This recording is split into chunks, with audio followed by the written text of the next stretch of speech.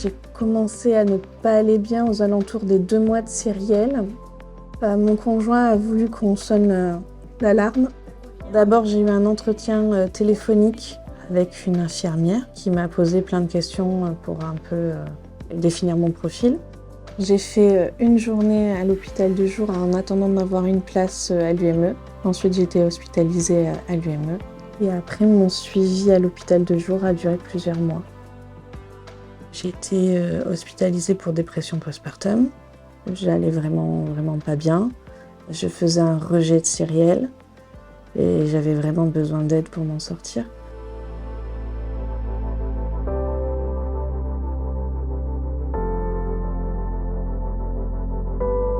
Chaque grossesse est un moment de bouleversement physique, bien sûr, hormonal évidemment, et donc la période périnatale est une grande période de vulnérabilité psychique. Il y a d'abord 25% des femmes en population générale qui vont avoir besoin d'aide au moment de ces changements de fonctionnement du cerveau.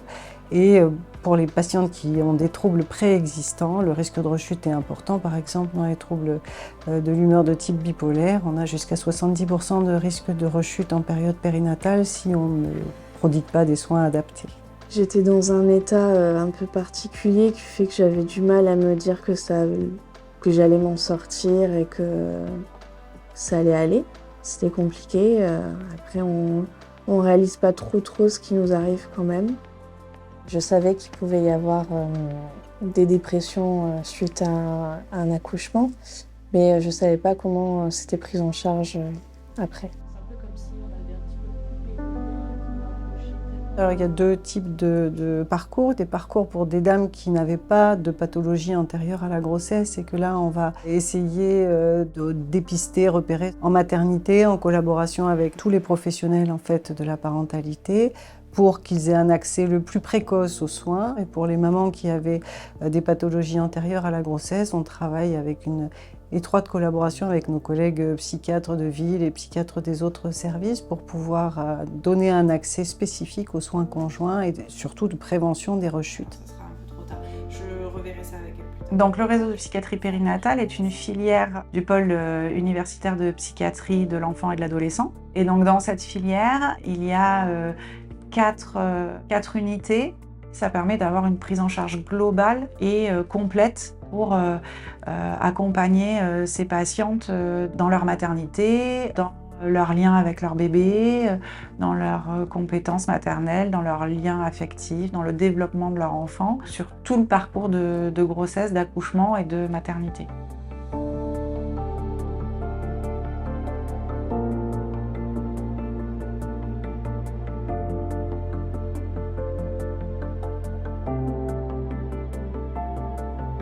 J'ai été hospitalisée à l'unité mère-enfant pendant 8 semaines. L'appréhension, c'est de commencer une hospitalisation, de ne pas savoir un peu où on va, savoir combien de temps ça va durer, la place de l'enfant, comment on va nous aider, la structure, comment elle est faite. On a des appréhensions quand même avant d'y être. L'unité mère-enfant, c'est une unité d'hospitalisation qui accueille 4 femmes enceintes et 5 mamans bébés. On accueille des patients provenant de toute la région Nouvelle-Aquitaine Sud, 24 heures sur 24 et 7 jours sur 7. Les missions de l'unité sont d'assurer aux patientes des soins conjoints en continu grâce à une équipe spécialisée.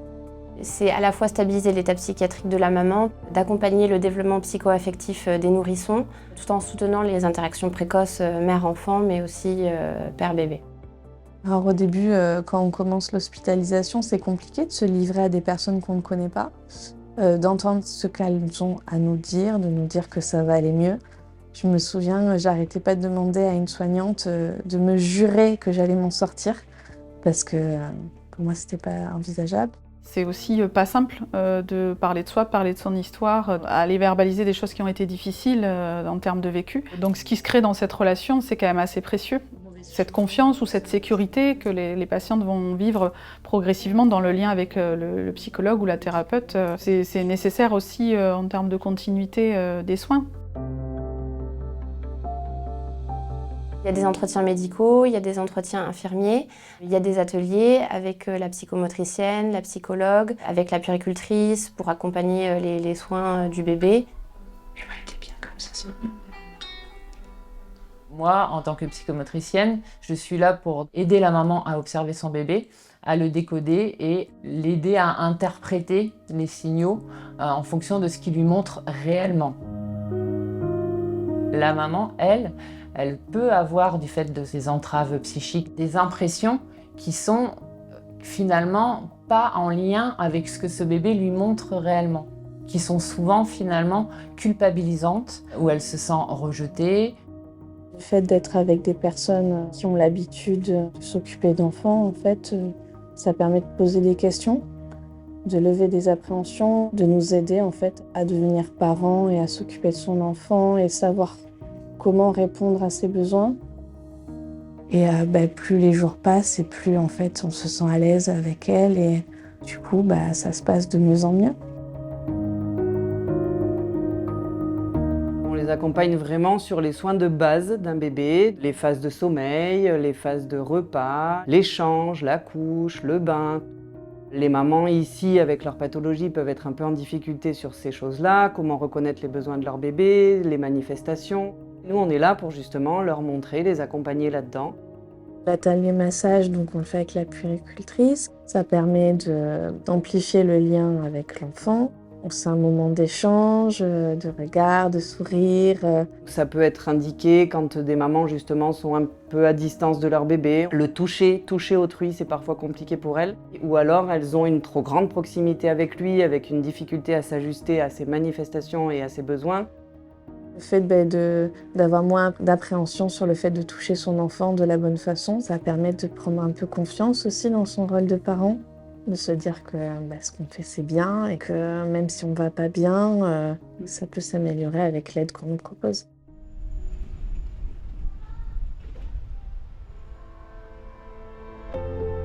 Il s'agit d'une structure qui est installée dans la maternité du CHU de Bordeaux, ce qui permet une excellente fluidité des parcours, puisqu'une maman qui aura accouché à la maternité peut se voir présenter les soins en hôpital de jour tant qu'elle est encore hospitalisée à la maternité, présenter l'équipe, présenter les lieux, ce qui va favoriser l'adhésion aux soins et la compréhension de l'intérêt des soins. Vu que j'avais fait déjà une journée avant d'être hospitalisée, je savais comment ça allait se passer. J'avais pas du tout d'appréhension, ça s'est très bien passé. C'est une structure qui reçoit 6 mamans et 6 bébés tous les jours, des mamans et des bébés différents tous les jours de la semaine. Oh, la belle fleur!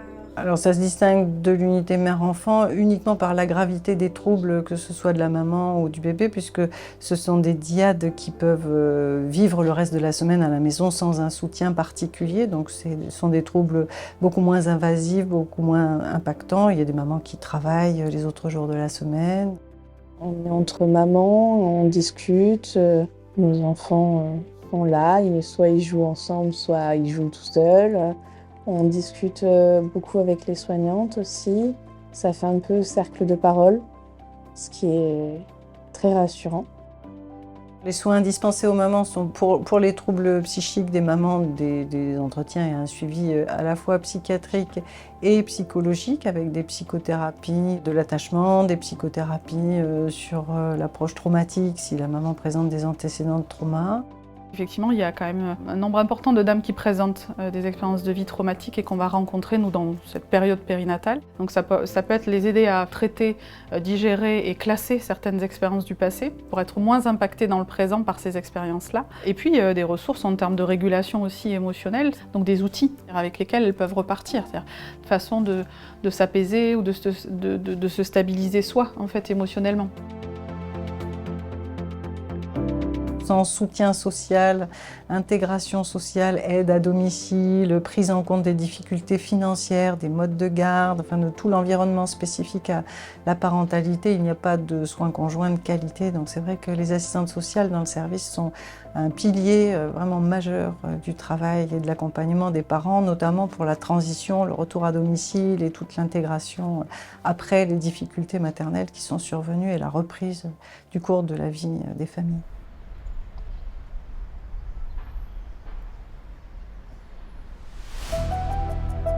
Il Il y a un maillon qui est important, c'est dans notre réseau, bien sûr, ils le sont tous, mais il y a un maillon qui est important, c'est la liaison à la maternité notamment, puisque ça permet une détection précoce des dames qui auraient des besoins d'accompagnement. C'est bon pour moi, tout est fait là. Il y a une équipe dédiée pour la maternité du CHU de Bordeaux et une autre qui s'occupe de la maternité de Libourne. On reçoit directement les demandes des équipes de maternité. Vous disiez que vous voyez toujours la psychologue. On peut proposer une évaluation infirmière, un entretien de soutien, une séance de relaxation, un entretien psychologique ou une consultation d'évaluation psychiatrique. On a de façon hebdomadaire un staff médico-psychosocial organisé par la maternité où on va évoquer les situations dans lesquelles une réflexion pluridisciplinaire est nécessaire.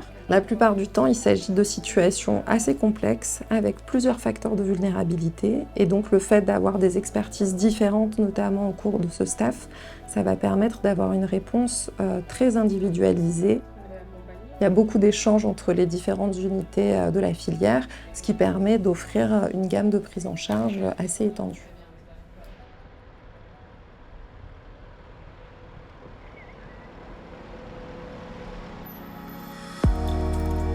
La dernière unité donc, de la filière de psychiatrie périnatale, c'est les REMOP, qui est composée de l'équipe mobile, 2 infirmières et un médecin. Là, on n'est pas sur de l'hospitalisation à domicile, ce sont des visites à domicile des infirmières pour des patientes qui ou ont été suivies à l'unité mère-enfant et ont encore besoin d'un étayage avant que les partenaires du réseau prennent le relais, ou des patientes qui sont vues à l'hôpital de jour et qui ont également besoin de visite à domicile, ou des patientes en attente d'hospitalisation aussi. Ça permet de faire tenir, de stabiliser un petit peu l'état de la patiente avant son hospitalisation, ou effectivement juste des patientes qui ont simplement, je dirais, besoin de visite à domicile et pas d'hospitalisation complète ou en hôpital de jour.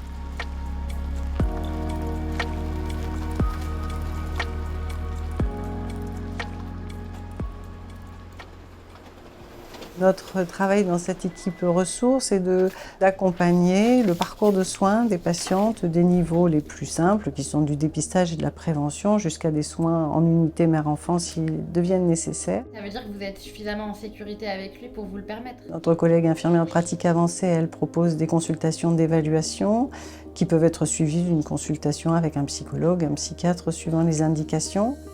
Je peux proposer des évaluations aussi de situations complexes. Il faut intervenir pas mal d'intervenants pour essayer de démêler un petit peu la situation avec les familles. Suite à ça, moi je donne des préconisations de soins, de prise en charge. Je m'assure de la mise en œuvre aussi de ces projets de soins. Est-ce qu'ils sont pertinents? Est-ce qu'il faut réajuster des choses? La rassurer, lui dire que bon, on est là. Et après, j'ai une énorme partie de coordination derrière où je fais le lien aussi et le maillage avec les différents partenaires. Nous avons une réunion de concertation pluridisciplinaire mensuelle avec toutes les maternités publiques de la Nouvelle-Aquitaine Sud qui permettent de projeter avec nos collègues qui sont sur place les parcours de soins des patientes qui pourraient être en situation particulièrement compliquée. Pour moi, la coordination des soins, c'est la dentelle, c'est pouvoir travailler avec les patientes, les patients, leurs familles, dans leur environnement et avec les partenaires de territoire, de secteur, pour pouvoir se poser tous ensemble et essayer de trouver ensemble des perspectives de soins en santé mentale périnatale les plus pertinents, les plus cohérents.